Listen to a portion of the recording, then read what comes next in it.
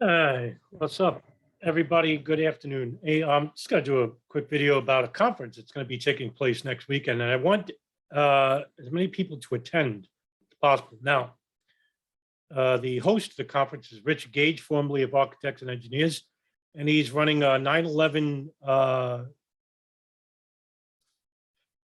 I forgot the name of it all of a sudden now. Unleashed, 9/11 Unleashed. And his website is richardgage911.org. I'm going to post this at the bottom of the description box. Now, Rich Gage is probably shocked to hear that I'm actually promoting the conference. Well, only because I want the serious researchers to take a look at what is going to happen, what's going on regarding this conference. And the conference is long. It's 10 hours. I'm going to share the screen and show you here as we speak. As you could see, this is the 9/11 Con, the Pentagon, 9/11 Con. And there's the names: Thierry, Messean, Barbara Honegger, Craig McKee, Adam Ruff, David Chandler, Wayne Coste. 4 researchers, 4 theories. 4 theories, right? And as you can see, Saturday, March 19th, 10 a.m., 10 p.m. Pacific time, which will be 7 a.m., 7 p.m. Eastern. You didn't care to mention that. 9/11 attack, resulting disinformation from our government and media, but it was actually disinformation from the truth movement on top of it, more so than the government and media. And I know he's not mentioning that because Richard Gage believes in many of the fringe conspiracy theories, and so do many of those people. Have fostered a plethora of speculation and theories with consequent confusion and frustration in the 9/11 truth movement in the last 20 years. No, that came from you. That came from the truth movement. That didn't come from the media. The media ignored the actual anomalies of 9/11. They didn't report it, like extra hijackers, extra planes.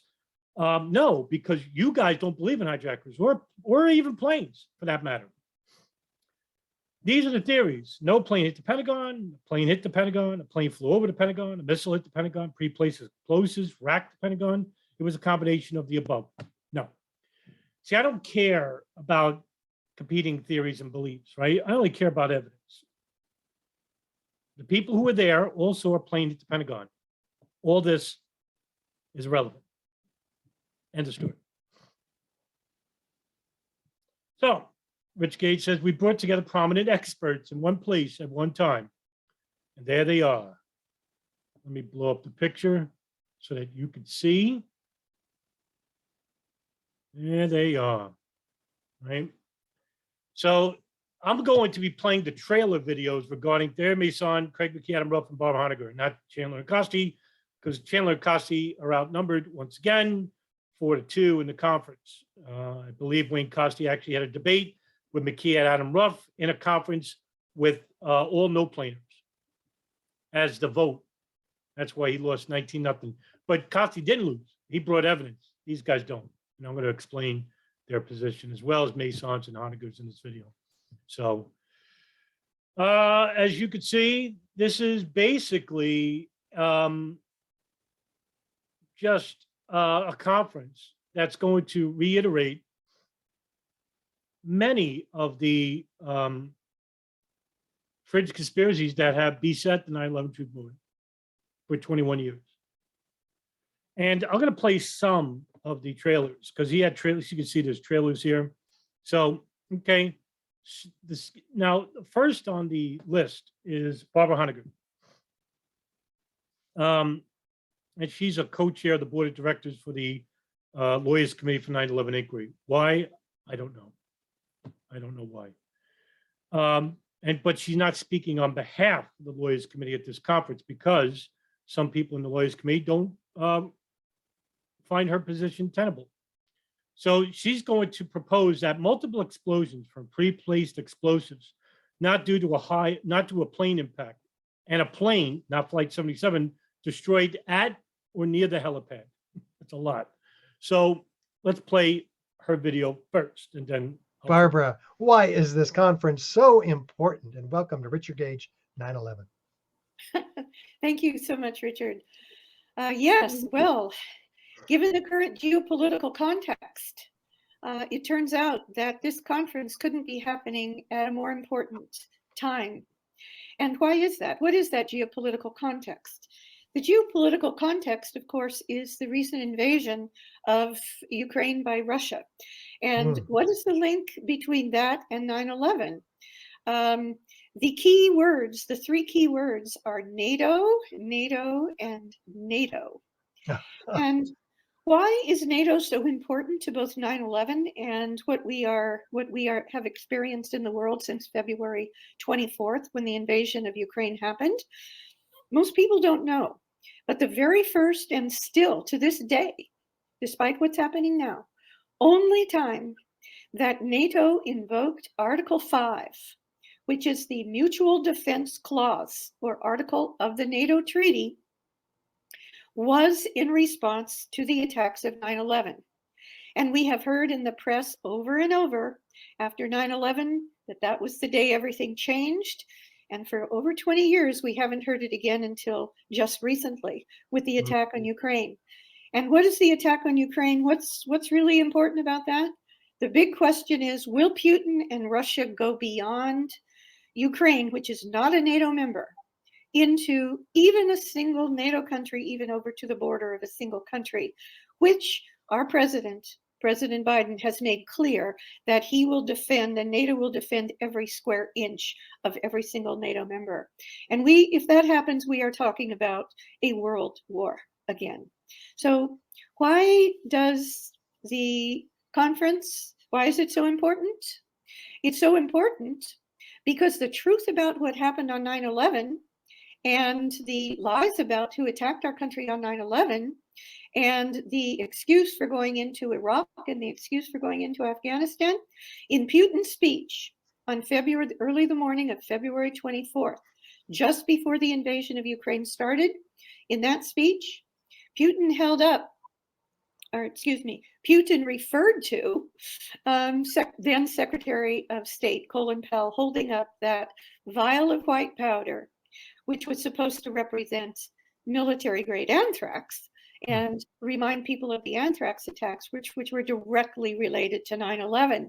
And he basically said, well, the United States has done this. The United States and NATO have used lies as a pretext to invade other countries and destroy them. And so he's trying to have to say, well, you did it, so we can do it too. So well, thank you for putting this into context. yeah. That gives us an even greater position in the world stage at 9/11 Right. Con. That's right. You know what the sad thing is that Barbara Honegger is not taken seriously at all by anyone outside of the 9/11 truth movement. I mean, really, she's not even brought up anymore. She hasn't been relevant since the early 1990s, October surprise surrounding Iran-Contra affair under President Reagan. I mean, this woman basically just comes out of nowhere and basically enters the 9/11 truth movement because she worked at some level in the State Department. She's taken seriously. And she proposes all these miraculous and sometimes even fanatical theories about 9/11 that the 9/11 truth movement, who don't do any type of research whatsoever, the majority of them fell victim to these people. And the 9/11 truth leaders at that time didn't do any, vetting of their own. They allowed anybody to come into the group and basically represent them. And what people like Honegger do is that they come out unchecked. So their theories are not checked by anybody. Oh, look, a lack of plane debris at the Pentagon. That means no plane hit the Pentagon. Oh, let's talk to the eyewitnesses. Yeah, let's talk to the eyewitnesses inside the building that weren't outside the building. So Honegger's theory about a white plane crashing at the heliport doesn't match with the evidence. There was no white plane. Nobody saw a white plane. And yes, the impact is near the heliport. That's where the wing hit. And Sean Boger, who's actually a fireman near the heliport, there's a fire station right near the heliport, small one, where Fort Myer firemen, 3 of them were near the fire truck, had to duck under the cars near the parking lot at the Pentagon. which is right adjacent to the wall, and then you have the lawn. They had to duck because the plane was coming right at them. And everybody saw a plane. I mean, we have 86 witnesses who basically saw a plane. Half of them saw American Airlines. And there's debris all over the lawn inside the Pentagon. Over 2,000 federal, state, and local investigators descended on the scene within minutes. Fairfax and Montgomery counties. I mean, Arlington Fire Department, Fort Myer, Fort Belvoir. I mean, all these people basically were helping in the search and rescue that basically picked up pieces of the plane, and nobody heard a bomb. Nobody. I mean, there is no bomb explosion. People who were in the building said it sounded like a bomb because they didn't know what hit the plane, hit the building, and it was a plane. You'll notice that Barbara Honegger never refers to any of the eyewitnesses in her lecture behind the smoke curtain on the outside. And when she does mention, I think like two of them, she misconstrues their statements. I mean, I've done countless videos on this. I even interviewed the Pentagon incident commander and Arlington Fire Chief James Schwartz on my podcast, The Darkened Hour, where I interviewed him and talked about these issues with him. And he just throws his hands up and says, I don't know what to tell you with these people. So, okay, that's it for Barbara Honegger. And Barbara Honegger is going first. So that means not many people are going to be awake for this stuff. So if they are, they're going to be groggy, and which is actually a good thing. The next up is, I think, going second in regards to the conference is going to be none other than Thierry Messean. Here's the originator of no plane hitting the Pentagon and that it was a missile. He wrote a book called Le Pentagone and 9/11, The Big Lie. All came out in 2002. And he's a French intellectual, in which he's going second. A missile struck the Pentagon. The missile that nobody saw. So let's hear. Now, he speaks French, doesn't speak English, and so helping with the translation is 9/11 Truth Advocate and part of the architects and engineers, Sandra Jalami. So what I'm going to do is play that video, and then I'll talk about it in a bit with you. What evidence will you be discussing at 9/11 Con on March 19th relative to what did or didn't hit the Pentagon? La première réaction était visuelle.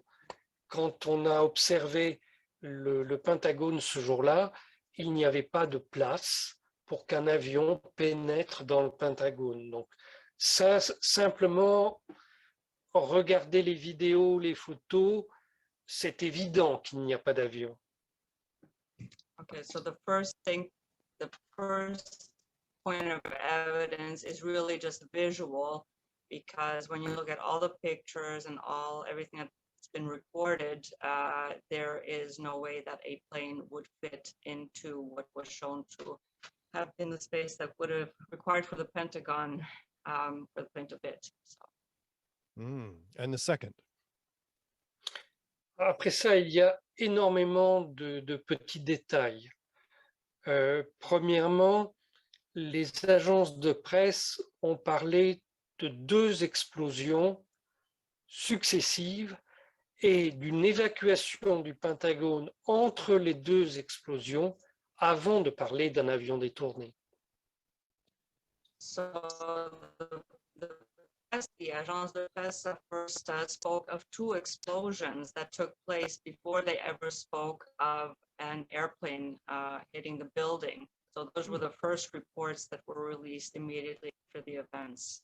Oh, and there was word about a missile somewhere. Is that correct? Non.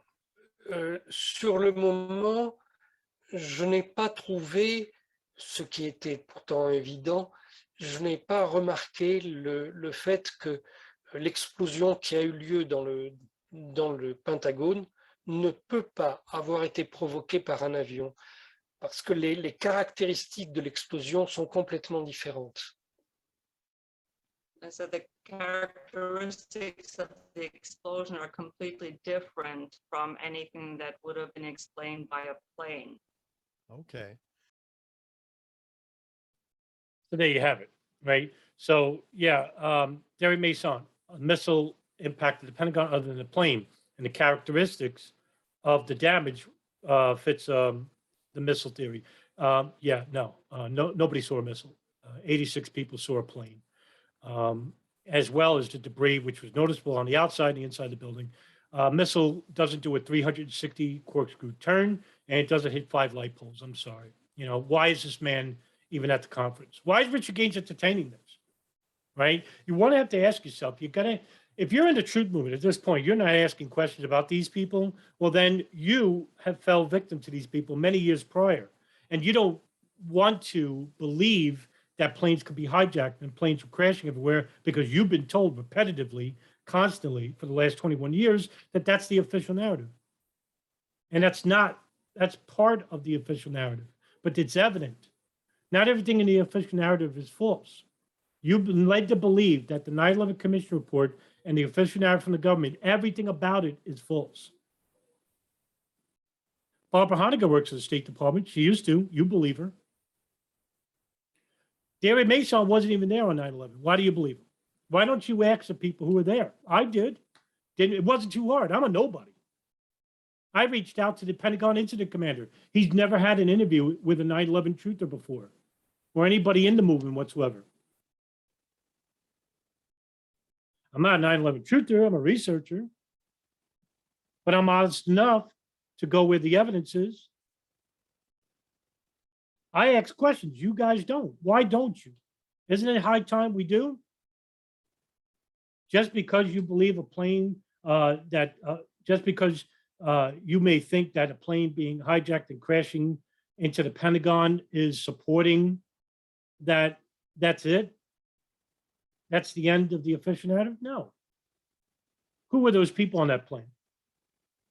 Khalid al-Mihdhar and Nawaf Osby were 2 of them. Why don't we check to see what their background is about? Who were following those 2 guys? And who didn't tell the FBI and State Department about them living inside the United States? They were living with an FBI informant in San Diego. They were being monitored by the NSA and the CIA, but they didn't tell the FBI. All of this doesn't matter because you don't believe in hijackers, because you don't know how to go backwards. You only know how to stay put in a state of paralysis. And that's the problem with belief. So, last but not least, right, we come up to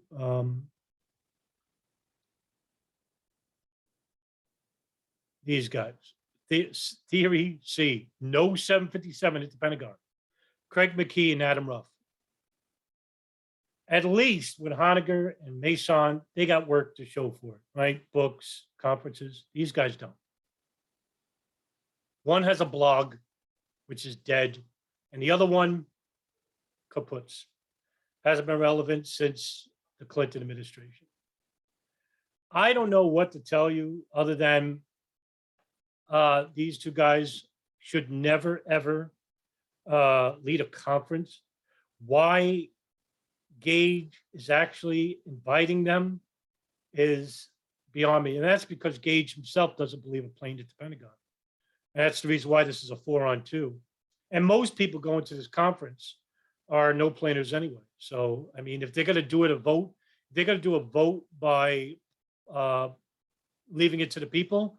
Well, Chandler and Coste are going to lose because most people follow the works of Honegger and some with Messean and hardly any with these 2 guys. I have no idea why these 2 guys are even talking, but I'm going to play the video regarding what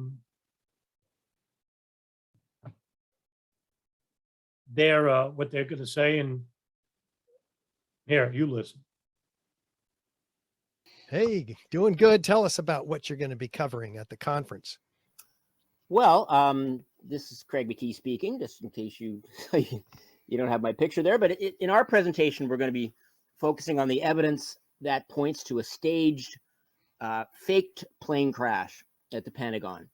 And we'll be looking also at the significant evidence that contradicts the idea that Flight 77 itself hit the Pentagon.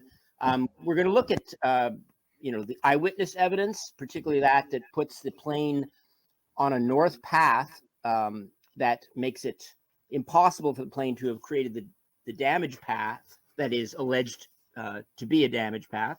One of the most important witnesses we're going to look at more closely is Lloyd England, who's the cab driver who claims that his cab was impaled by the long base of the first pole that was alleged to have been hit by Flight 77. We're going to look at his account, and we're just going to show how it's absolutely impossible. And along with looking at some of the arguments that defend England's account and why those claims are problematic, to say the least. We'll also look at the allegations that the damage to the building supports the idea of a 757 crash, which we think the evidence for that is just not there. So that's kind of the gist, I guess, of what we'll be saying. I'm looking forward to seeing that. What about you, Adam? Well, as Craig was saying, kind of the centerpiece of our evidence is the witnesses to the north of Citgo flight path. And those witnesses were all interviewed very carefully and with great attention to detail by the citizen investigation team. And what they discovered is all these witnesses are in agreement on the flight path that the plane took as it approached the Pentagon.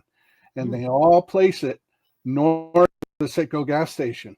And the only problem for the official story that arises from this testimony is that the damage located at the Pentagon is impossible to have occurred if the plane was on that north path.